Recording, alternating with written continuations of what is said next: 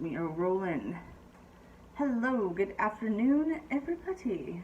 This is video 3 in Nanny Nikki Drew's quest for her mother's cold case murder series, docu-series. I haven't really decided what I'm calling this yet. I just know that this is video 3 of my journey down this crazy trainville that I'm going through. Just to quickly recap, this is video 3. I'm gonna entitle a supplement report. We'll get back into that in a minute, but like I said, a recap. I've been going through a pretty intense journey for the last year and a half-ish, since they've reopened my mom's cold case in 2020. It's been insane, and it took 9 months to open the case file after I requested it, and it took me a week to read it. It's 200 fucking hardcore pages, and that was in mid-September, and now it's mid-November, and I've had, several mini breakdowns. It was the most surreal experience to read the words of the person that took your mother's life and the lies. So it was so to those of you that know me and know why I've checked out mentally, especially the last couple months, it's because I'm going through some shit here with my past. It hit me dead in the face, because it kind of just after 20-something years, you forget about it, and it's like a dream. It's something that happened to you. Big deal. You move on. I have my own life, and didn't think really much about it. Twice a year, I get all sentimental on, the death anniversary, 3 times, her birthday and Mother's Day. And when I got the call last summer that they were reopening it, it's just so for the last year and a half, I've been struggling hard. So this is a big revelation for people that know me. So that's why, and COVID didn't help either. That's why I haven't been around. But anywho, it took 9 months just to open it, a week to read it, and 8 weeks to get the balls to start this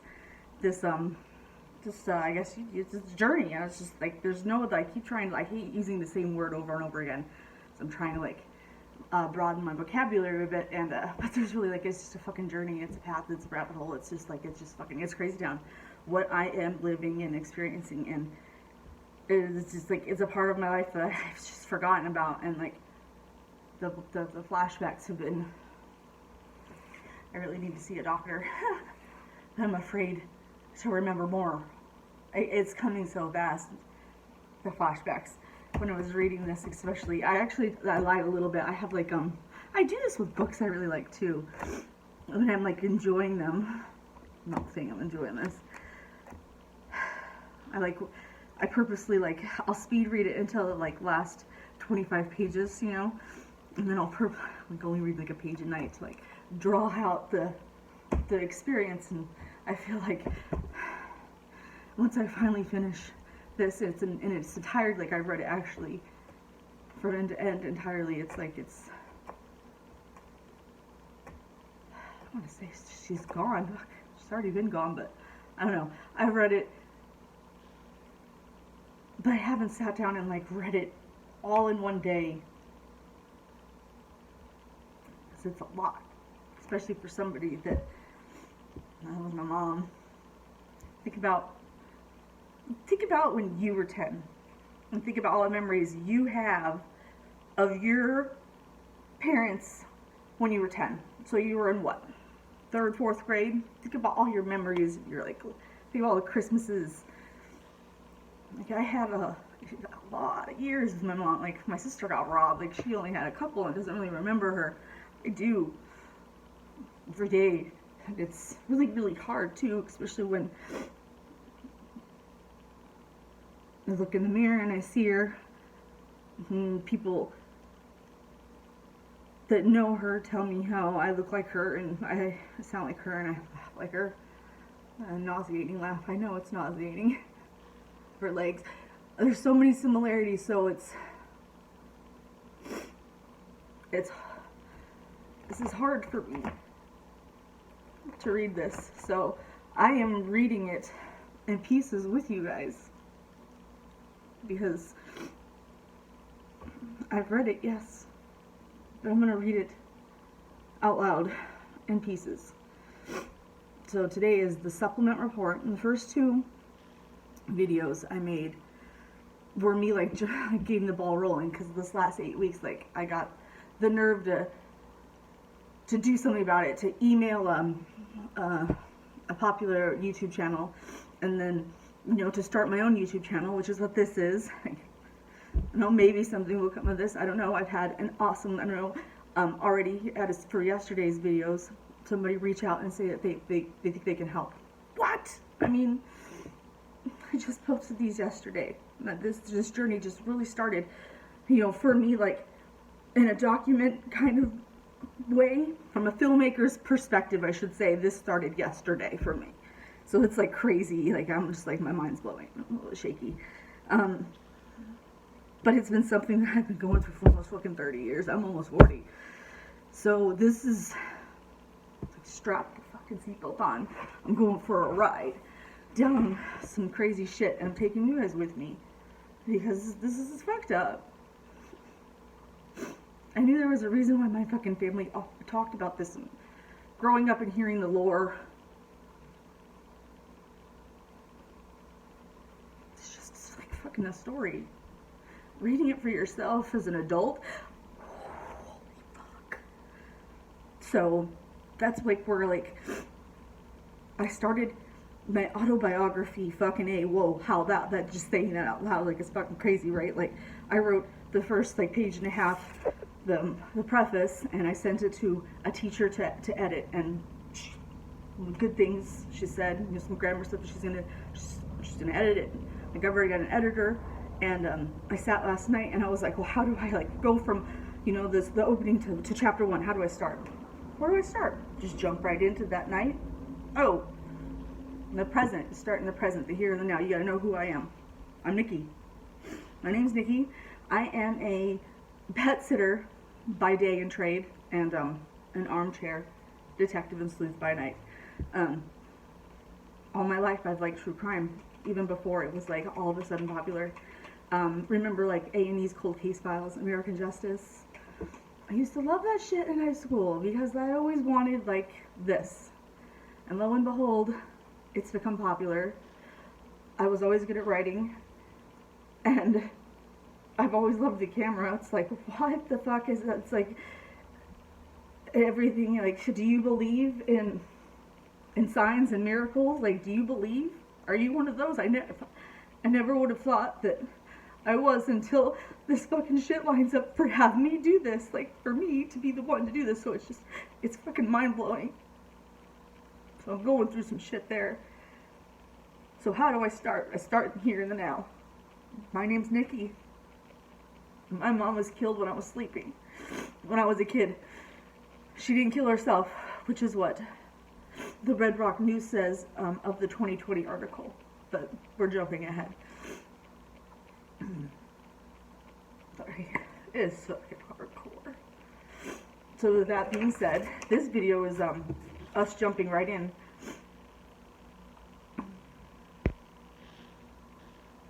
I just got a call and it kept recording. How cool.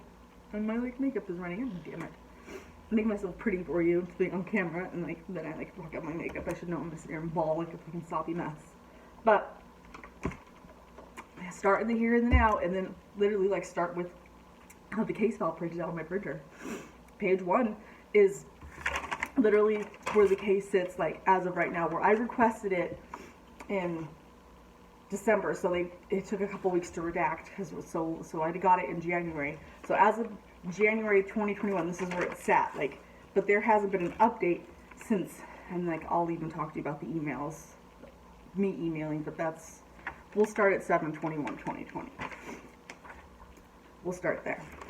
And that's how we're going to start with the supplement report. On 7/21/2020, and this is in July of last summer, is when I got the call that they were, something was going on with my mom's case, but it wasn't the police that contacted me.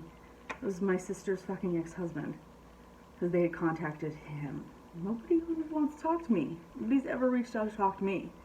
I had to email the detectives, but again, we're getting ahead of ourselves. So let's start with the supplement part and me finding out that, oh my God, after 20 something years, this actually, somebody's looking into this again?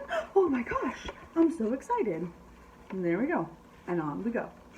On 7/20/21 at approximately 2100 hours, I met with Dr. Nine regarding this 1993 investigation. Dr. Nine reviewed the original autopsy images and the autopsy report. Based on the information available, Dr. Nine could state that the injury was consistent with a contact wound from a large caliber gun. He could not make out a determination regarding the manner of death, specifically a homicide or a suicide. My last conversation with Christina regarding this investigation was on 7/6/2020, 3 days before her death anniversary. And we were going to meet in order to conduct a conference call with Russell.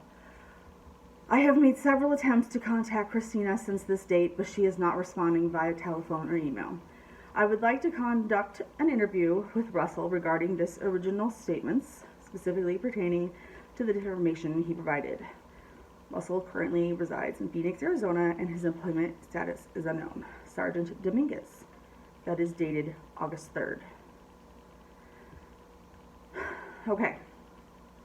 I didn't do anything about this. July, August. I let September go by. I'm waiting for phone calls.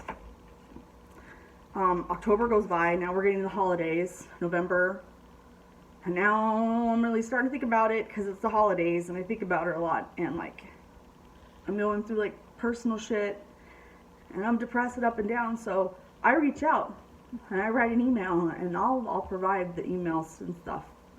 All the transcripts of me with the Sedona Police Department, as well as like all of this stuff, like, to anybody that wants it. I'll email it, but I'm going to read everything out loud. I don't have those emails on hand at the moment because I didn't think I was going to go into the emails into the supplement after the supplement report. But I was going to ease into that, but the next video. But since I'm on a roll, but it was in December that I finally was like, I need to reach out. And I reached out to this guy. He's very nice. The emails and the correspondence with him was, he let me know it was really old, and anyway, let me know that it was reassigned. Okay, got reassigned and they reopened it, and in 6 months it's reassigned already. Already that was like, okay, they've reassigned it again. Interesting. When this guy's actually making inquiries. So this guy that's looking into shit, and they reassigned him off of the case. And they signed it to another detective that doesn't seem to have a rat's ass in doing anything, because I have not received supplemental reports or any kind of update since August 3rd, or technically since I talked to said detective in January. So I have not received any kind of email back from Miss Snotty Pants Detective, which I forget her freaking name. But I was really excited talking to both of these. I was like, yes, thank you, like, thank you for looking into this. And he was, you know, managing my expectations, and she just downright shot me out of the sky and was like, I've been meaning to reach out to you because I did have a question pertaining to your mom's case, but you already answered it. You were sleeping and you don't remember anything, and blah, like, she went on like very condescending, basically like, you know, it was a really old case and blah blah blah blah blah, you know, kind of like giving up kind of deal, and basically telling me that my mom killed myself is what the evidence is that they were coming to, which again, we will go over that. And my mom was right-handed, and there is no gunpowder residue on her right hand, and the trajectory, we will go over all of that. Just breathe. We're talking about the nasty detective. So I sent her back because she's a woman, and I said, no sane woman. Have you ever heard of a sane woman that would kill herself with her 2 children sleeping in a house? There's no history of mental illness with my mother.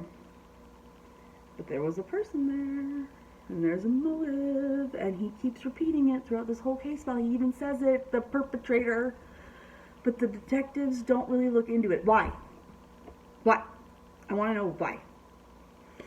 So, This video is not like twice as long as my last 2 videos, so I'm gonna go ahead and cut it there. But when we pick up on video 4, I'm not sure if I'll make it today, make it tomorrow. I'm trying to take this like small steps and like really like I'm laying it out on an outline because I've never written anything longer than, you know, your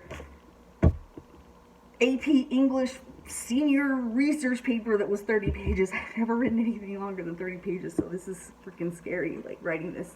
So like these videos are helping me lay out like chapter and how I'm gonna like approach this. So this is like taking on like chapter 1, like where I'm sitting, what's going on, who I am, who I'm interacting with, the Sedona PD, and why I'm here at my freaking desk making videos about this instead of out like working or something more productive. Instead, I'd rather sit home and have flashbacks and depression and stuff and drive Dustin crazy, but I can't go out and work right now. I'm like on a fucking mission. So like this is like my way. So just bear with me on how I'm gonna fucking do this. I got a fucking clue. But I figure I'll just fucking read the case file now. And that's how I'm gonna start. Chapter 1 will be here in the present. Chapter 2, I'll pick up with what I remember right in there in the night, that night. And then this book doesn't have an ending. This doesn't have an ending. This thing is halfway written. You guys understand that? Like, you are writing this book with me. You guys are experiencing this with me. This is fucking intense. And even if nobody actually watches this, nothing actually comes of this, at least I know I tried. At least she'll know I tried. At least somebody will know there's evidence that her eldest daughter cared enough to try. I'm not saying nobody else in the family doesn't care, but this has haunted my life. And I'm not going to be at peace, nor her, until I do something. So here I am, I'm doing something. Making videos. The only thing I know how to do. I was always a people person. People always like my rant videos. Now I get to rant about this fucked up cold case. It's actually personal to me. It was just fucking crazy. Because I watched this shit on TV. And I like true crime. Why do I like true crime? I don't know why I like true crime. Why am I good at writing? Why do I like to be in front of the camera? I don't know. Do you believe in signs? Do you believe in miracles? That's the only thing I could quote from. That's the only thing I could take away is that a quote from that movie. The M. Night Shyamalan movie, you know. Where everything happens for a reason. The reason why his kid didn't like to drink more than one sip of water and there's water all over the house, and the reason why Meryl was a good baseball player, and the reason why Morgan had asthma. It all led up to one moment in time and correlates to a path, and that's fucking, I am not a spiritual really fucking person, but Jesus holy Christ, if you don't see the signs, you're fucking blind.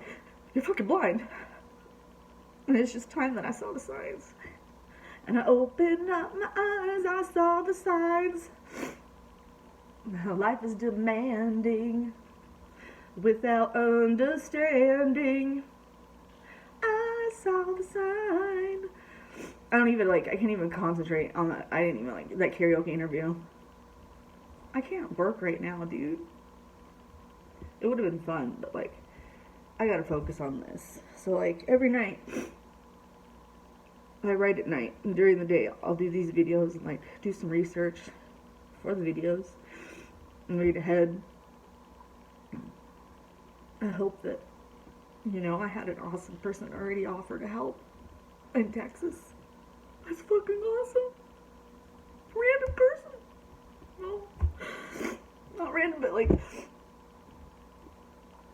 somebody that's not in my immediate circle of friends, you know, that they cares enough.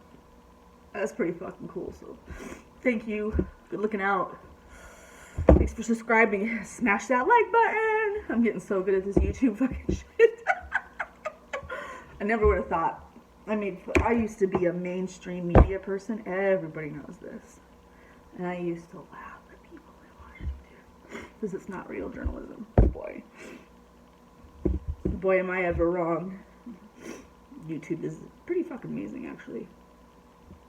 It's your space in the world to tell your own story, and if nobody wants to fucking listen to it, nobody has to, but you are the master of your own domain in YouTube, and I think that's pretty fucking cool, so I've officially gotten addicted. I am a YouTube fucking blogger. So thanks for visiting my channel and watching my video and my series of, like, my life. Is fucking crazy. Actually, I'm trying to, like, make fun of it, but it's fucking crazy. It's fucking crazy. I can't believe this is my life. This is fucking my life. This is the fucking plot of a movie, these fucking pages, and this is my life. It may take me a while to write this book, but if I was an editor or a publisher, I'd snatch the rights to this up in a heartbeat. Even if this wasn't my life, because this is just, it's too surreal what I'm gonna go through with you guys. And this is the only way I know how to do anything.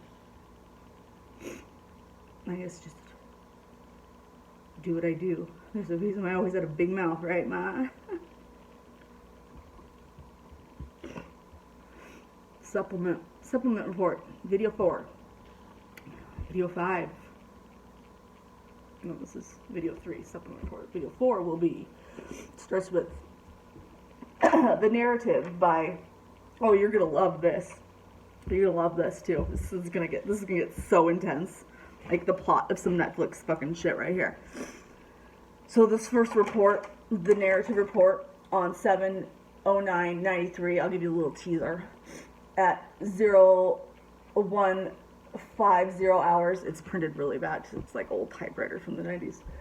I was contacted by telephone at my residence and advised by dispatcher Rogers that there had been a domestic violent call at 530 Coffee Pot Drive, my house, Sedona, Arizona, and that one of the parties had been shot and died at the scene. Dispatcher Rogers advised that Sergeant Stinson requested that I respond and assist in the investigation. There's more to this report, which I will read with you and go over with you in video 4, which is going to actually be entitled probably Narrative by Detective Spokes. Now, guess who Detective Spokes is? I don't know who Detective Spokes is personally, but I know who his wife is. His wife was my 3rd grade teacher, because that's how small Sedona, Arizona was in 1993. Don't think he don't know who I was. Don't think that he doesn't know who my mommy was when he pulled up. Because if he was at home and he got that phone call, he told his wife where he was going, because Sedona's a small town that doesn't do domestic violence gunshots, and she would have known. She would have told him. He was very aware. Small towns. This is going to get good. This is going to get real good. Video 4. To come, narrative, Detective Spokes. My 4th grade teacher's hubby. I wonder if he's the one that took the bribe. I don't know. I'm not sure if it's him or the one higher up. I think it's the one higher up. I think he's actually a good guy. I haven't figured that out yet. You guys are going to have to figure out which one of these is the dirty rat, because somebody's a dirty rat that keeps pushing this around and somebody got paid. Something is not right here.